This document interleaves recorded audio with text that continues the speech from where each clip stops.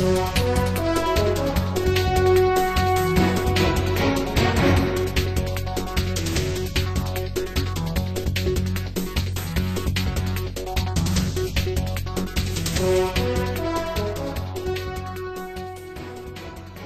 I'm Rich Lee from the Hall Institute of Public Policy, and welcome to the Hall Institute Forum. The media landscape, as we know it, is changing rapidly across the country, and especially rapidly here in New Jersey. As we speak, there's changes going on with all of our major publications.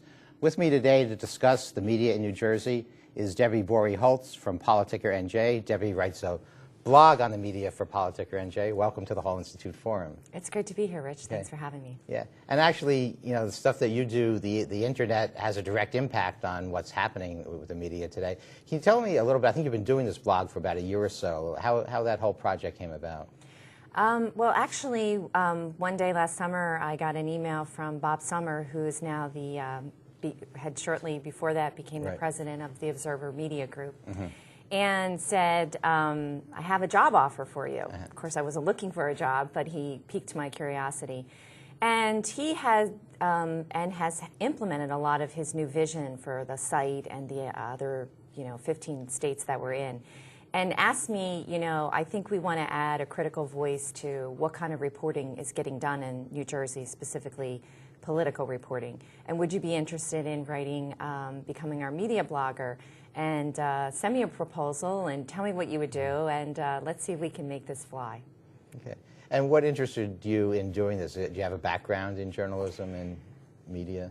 Well, I'm professionally trained as a journalist, as a Rutgers student. I actually ended up working on the public relations side of things for about 15 years in the state legislature and also at the federal government.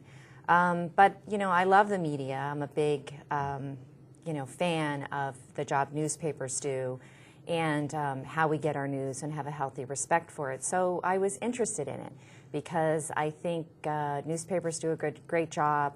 24/7 cables have added a lot to the conversation. And so for me, academically and personally, it was a great opportunity to take a whole different look at how the industry's changed from the time that I was sitting in a classroom. Yeah, and certainly it has changed. And also, nobody, I think to date had really taken a critical look at the media in New Jersey. And as you said, they do a lot of great things, but there's also some things that maybe we should question or have, ask about a little bit more in depth. How was, when you started your blog, like how did people react to it?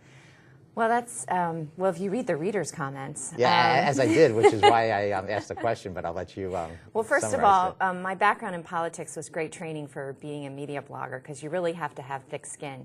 You often read about the public editor or the ombudsman at newspapers, and they tell you they're the loneliest people in the newsroom. When I first started, I got a lot of feedback. Folks that, for one of the matters, said, well, how can you, what's your experience to do this? Have you ever been a beat reporter, which I haven't. But again, working on the other side, of West State Street and government, I worked with these folks and again, have a great respect for the State House reporters over the years. And you have to have relationships. The business is all about relationships, no matter what side you're on. And so I wasn't intimidated or dissuaded by some of those comments. Some of the things that I raised with Bob Sommer when he first approached me was, well, I've been fundamentally partisan all my life, and although I'm in an academic setting now, I don't, people are gonna assume that I have a bias. And he said, yeah, you're right. And he said, only time will tell and prove you out, whether or not. So you're just gonna have to get in there, take some hits for a while, and let your work speak for itself. And and now the fact that I get Republicans, county chairman calling me and telling me, atta girl, I did a good job. I think there's some balance there. Or nobody's happy with you, then again, I think I've gotten balance. Yeah, that's the old thing I remember from when I was a reporter. They would say if you had people from both sides of the story calling you to complain, you did a good job. Then you did the right job. That's exactly right. And I'm glad you stuck it out because you're doing some great things and raising some great issues on the site. I know whenever I go to it, if I see you have a new posting, I look right away to see what you're writing about. And I suspect a lot of other people are doing the same thing. Well, the interesting thing to me is you know, the site gets monitored, so, you know, in terms of the hits and all of the various columns, that over the course of the year, because I've been, I guess, blogging since last August, you know, there is a lot of traffic to the site. If I miss a weekly blog or something, I actually hear from people that tell me, where are you? When life intervenes sometimes. But what I think I'm most impressed by, Rich, is the emails that I get to the site, that, you know, somebody who's not posting, because, you know, you can post on a blog anonymously, or you can ante up and put your name attached to it. But the folks that I hear from include reporters, county chairmen, politicians, public policy institutes, I think stakeholders. I usually email you. I don't post on the site. That's right. But that's actually valuable to me, because I try and tell people, if you think, you know, yourself, for instance, being a reporter, if you say to me, okay, I think that was right on the money, I think, okay, I'm doing a good job.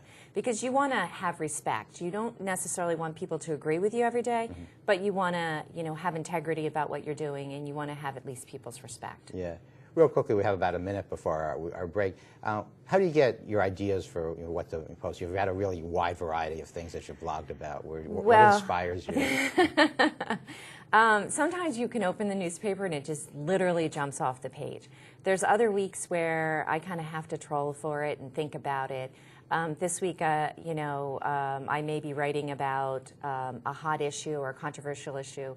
Next week, I may be writing about you know, a more analytical piece, a more perspective piece that's not timely. But I'll give you some of my where I've gotten some of my best ideas Okay, from. why don't you hold on to that thought, and we'll take a short break, and then we'll be back with the Hall Institute Forum.